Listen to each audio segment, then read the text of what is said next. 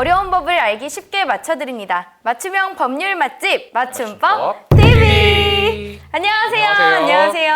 반갑습니다. 오늘의 주제는 제가 조금 궁금했던 부분이에요. 보통 상속을 받게 되면 이제 남녀 구분 없이 1대1로 재산을 준다고 하더라고요. 그렇죠. 자녀라면 그쵸? 누구나 다 똑같이. 예. 근데 저는 왜 같은 자녀여도 예를 들어서 아버지가 이제 사업을 하시는데 그 사업 확장을 위해서 굉장히 어렸을 때부터 열심히 도와준 아들이 있어요. 그래서 그 사업의 기여도가 굉장히 큰 거예요. 근데 반면 둘째 아들은 예를 들어서 연락도 안 하고 지내다가 이제 아버지가 돌아가셨다라는 얘기를 듣고 나 그럼 재산 반 줘 이러고 나타난 거예요. 이럴 경우에는 똑같이 나눠줄 필요가 있나요?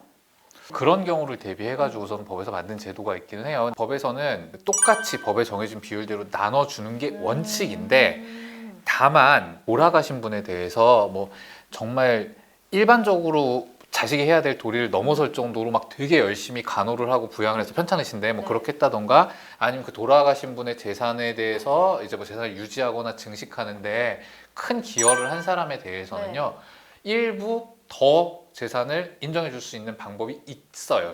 이제 그걸 기여분 제도라고 하거든요. 기여분 제도. 그러니까 기여했다, 기여분 제도인데 이 기여분이라는 게 근데 사실은요, 현실적으로 인정되는 게 그렇게 쉽지는 않아요. 왜요?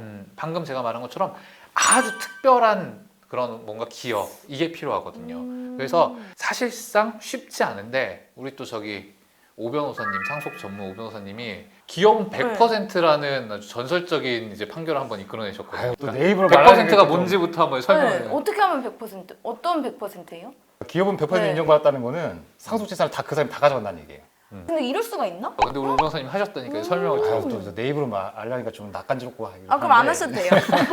만일 아버님이 돌아가셨어, 어머님은 먼저 돌아가셨다 치고 네. 예, 자식이 4명이 있는데 이제 10억을 남기고 돌아가셨어요. 재산을 얼마씩 나눌까요? 2억씩? 네? 네? 10억 다시 한번 사 계산해 봅시다. 10억 사를 다시 해보시. 아, 네. 아, 이거 더 편집하지 없잖아요. 말아주세요. 이거를 편집하고 그냥 내보냅시다. 진짜 네. 4분의 그렇게 1이면 하죠. 된다고 하는데 실제 그게 아니에요. 법에서는 재산을 n분의 1로 나누라는 법도 없고 아 그래요? 자동으로 재산이 n분의 1로 나누어지지도 않아요. 어. 가장 중요한 거는 이제 상속인들 간의 협의를 어떻게 나누냐, 그게 가장 제일 중요한 거고, 그게 안 됐을 경우는 이제 법원 가야 돼요. 그런데 이제 기여분이라는 게 네. 이게 어떤 거냐면, 돌아가신 부모님을 특별히 부양을 해야 돼요. 예를 들어서 실제 제가 네. 맡은 사건이었는데 네. 부모님 두 분이 모두 중증 치매였어요. 치매가 너무 심해서 당연히 사람도 못 알아보시고 매일 아침 그렇게 대소변을 그 벽이나 이불에 이렇게 바르시는 거예요. 매일. 거의 많은 치매 근데 그렇게 되면 간병인이 못 견디거든요. 그쵸. 이거 보통 사람 못 하죠. 못하죠. 이러면 기업은 인정돼요. 아, 꽤 많이. 근데 그게 뭐 한두 달 해도 그게 인정이 돼요? 그렇다고는 또 아직도 기간이 어느 있죠. 상당한 기간 동안. 그렇거나 아니면은 아버지 지금 한 10억 정도 재산에 실제 내 돈이 한 5억 들어갔다. 예를 들어서 내가 1가구 2주택 문제가 있어서 네. 지금 어머니 사실집 내가 마련해줬다. 이러면은 이제 특별한 재산적 기여가 있다고 봐요.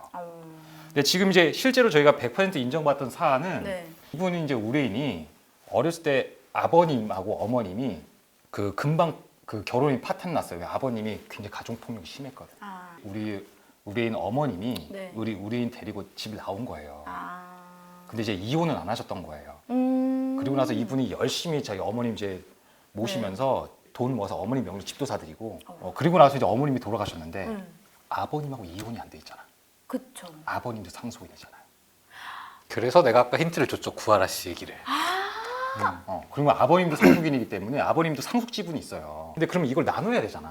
아버지 몫이 생긴단 말이에요. 더 많아 심지어. 그죠? 아버님은 1.5대 뭐 자식들 이분이 혼자 아니었으니까 이렇게 따지고 보면은 그래서 이제 저희가 주장을 했죠. 왜냐 아버님하고 한 수십 년간 떨어져 사셨고. 그쵸. 거의 남인데? 남이죠. 남이고 네.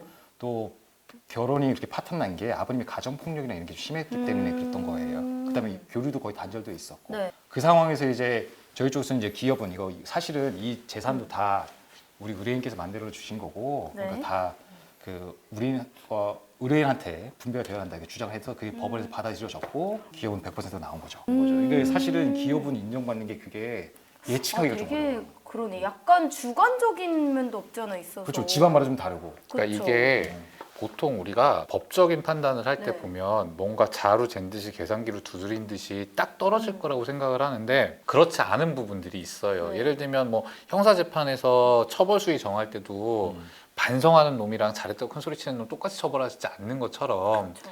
어떤 판사의 감정적인 부분에도 좀 많이 작용을 하는 그런 부분이 작용을 하는 부분이 있는데 오 변호사님이 성공하신 게 그거죠. 그렇죠. 네. 접니다. 네. 약간 갬성 변호사셨네요. 그게 이제 기여분이 다시 인정되려면은 이제 부양을 특별히 했거나 또는 재산에 대한 기여인데 사실 재산에 대한 기여는 계산하기가 쉬워요. 그쵸, 그쵸. 부양에 대한 기여는 네. 경제적으로 환산할 수가 없어요. 어떻게 해요? 그러니까 갬성 방금 아, 얘기했잖아. 갬성. 그래서 이제 여러 가지 사정을 다 보는 거예요. 다른 형제들은 어떻게 했는지, 음. 그동안 어떻게 모셔왔는지, 용돈은 어떻게 드렸는지, 또 생전에 이분이 어떤 말씀을 하셨는지 이런 걸 다 봐야 되는 거예요. 그래서 대충 요 정도 했다. 그래서 저희가 요 정도 범위 내에서 기업은 인정될 수 있을 것 같습니다라고 저희는 추정치만 말씀드려요. 상담 단계에서. 그러니까 오 변호사님이 지금 이제 설명하셨는데 네. 사실 이 기여분을 100% 인정해 주는 거는요 10년에 한 번 나올까 말까 한 거예요. 만약에 저게 정말 흔한 거라면 아유, 뭐 그런 거 말하고 그래요. 아유, 괜찮- 만약에 저게 쉬운 네. 거면 구하라 씨 사건도 사실은 그쵸, 그쵸. 뭐 아버님이랑 가족들이 그 기여분 주장해버리면 그만인 건데 그러니까는 그만큼 쉽지 않은 거다. 오 변호사님이 대단하신 거다. 박수 한번 다시 결국은 쳐드리죠. 이렇게 해서 오늘은 기여분에 대해서 좀 알아봤는데요. 더 궁금한 사항이 있으시다면 우리 여기 상속 변호사 전문 오 변호사님을 찾아가시던가 저희 댓글로 달아주시면 감사하겠습니다. 오늘도 저희 영상 보시고 좋으셨다면 구독, 좋아요. 알림 알림 설정까지 설정까지. 많이 많이 부탁드릴게요. 네. 안녕. 감사합니다.